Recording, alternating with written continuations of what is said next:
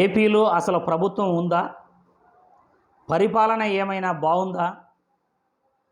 వరదలు వచ్చి 8 రోజులు అవుతున్నా కానీ ఇప్పటికి కూడా ఎటు చూసినా ఆక్రందనలే, ఎటు చూసినా ఆకలి కేకలే. కనీసం 5-6 లక్షల మందికి కూడా ఈ ప్రభుత్వం సాయం అందించేటట్లు లేదు. ఇటువంటి ప్రభుత్వం వల్ల ప్రజలకు ఏం ఒరుగుతుంది అని ఈ వీడియో ద్వారా నేను ప్రశ్నిస్తున్నాను. వాలంటీర్ వ్యవస్థ ఉంటే ఈ పరిస్థితి వచ్చేదా? సచివాలయ వ్యవస్థ ఉంటే ఈ పరిస్థితి వచ్చేదా? ఏపీలో కూటమి ప్రభుత్వం అధికారంలోకి వచ్చిన తర్వాత వాలంటీర్ వ్యవస్థను నిర్వీర్యం చేసింది, సచివాలయ వ్యవస్థను నిర్వీర్యం చేసింది. ఈరోజు వాలంటీర్ వ్యవస్థ, సచివాలయ వ్యవస్థ ఉంటే ఎప్పటికప్పుడు ప్రజలకు సహాయం అందేది. అక్కడ ఏం జరుగుతూ ఉందో వాస్తవ పరిస్థితులు ప్రభుత్వానికి అందించేవాళ్ళు.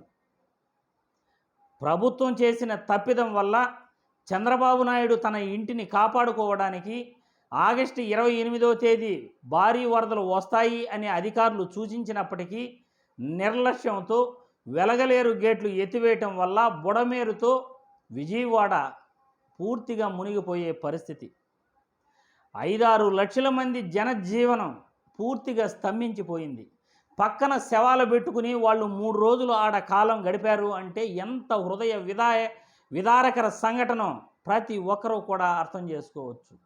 3 రోజులు అయినప్పటికీ మా ప్రాంతాలలోకి ఏ ఒక్క రాజకీయ నాయకుడు రాలేదు, ఏ ఒక్కరూ మాకు సహాయం చేయలేదు అని ఆ ప్రజలు అంటుంటే మనసు కలిసివేస్తుంది. ఎక్కడుంది ప్రభుత్వం? ఏం చేస్తూ ఉన్నారు పరిపాలనలో? అసలు పవన్ కళ్యాణ్ ఏమైపోయాడు?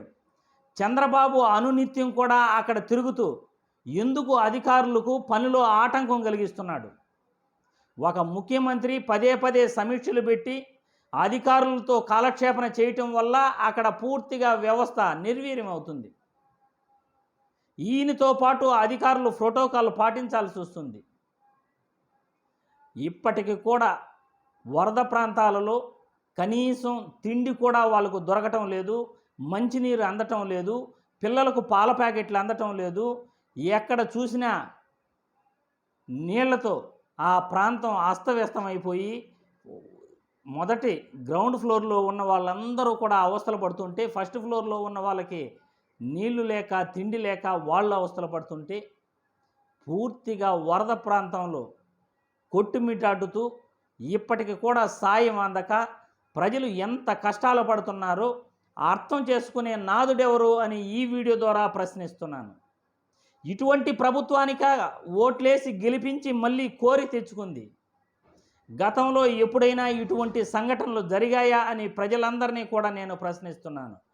గతంలో ఈ విధంగా వరదలు వచ్చి ప్రజలకు ఏదైనా ఇబ్బంది కలిగిందా అని నేను ప్రశ్నిస్తున్నాను. గతంలో విజయవాడలో 38 సెంటీమీటర్ల వర్షపాతం చాలాసార్లు నమోదైన దాఖలాలు ఉన్నాయి. కానీ ఇటువంటి పరిస్థితి ఏ రోజు కూడా రాలేదు. కనీసం దేవుడు కూడా ప్రజల్ని ఆదుకోవట్లేదు. ఎందుకంటే ఓట్లేసి గెలిపించి ఈ ప్రభుత్వాన్ని కోరి తెచ్చుకున్నారు.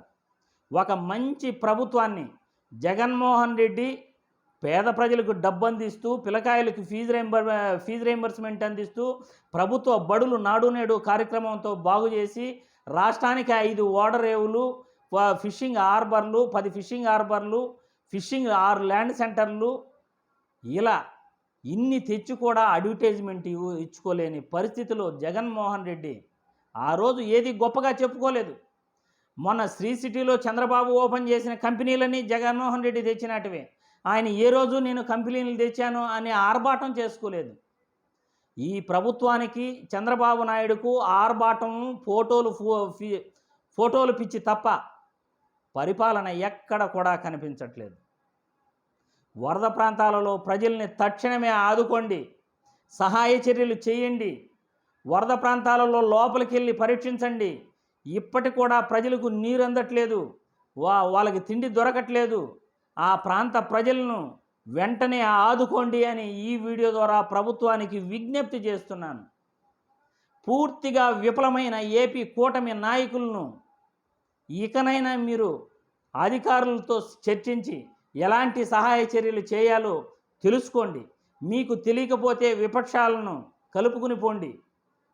పాలకపక్షాన్ని ఏర్పాటు చేసి ఎలా ముందస్తు చర్యలు తీసుకోవాలో, ఎలా మనం వరద ప్రాంతాల్లో ప్రజలకు సహాయం చేయాలో, ముందు ఇలాంటి విపత్తులు లేకుండా మనం ఎలా జాగ్రత్తలు తీసుకోవాలో పాలకపక్ష సమావేశం నిర్వహించి తెలుసుకుని ప్రజలకు సాయం అందించడంలో ముందుండండి అని ఈ వీడియో ద్వారా విజ్ఞప్తి చేస్తున్నాను.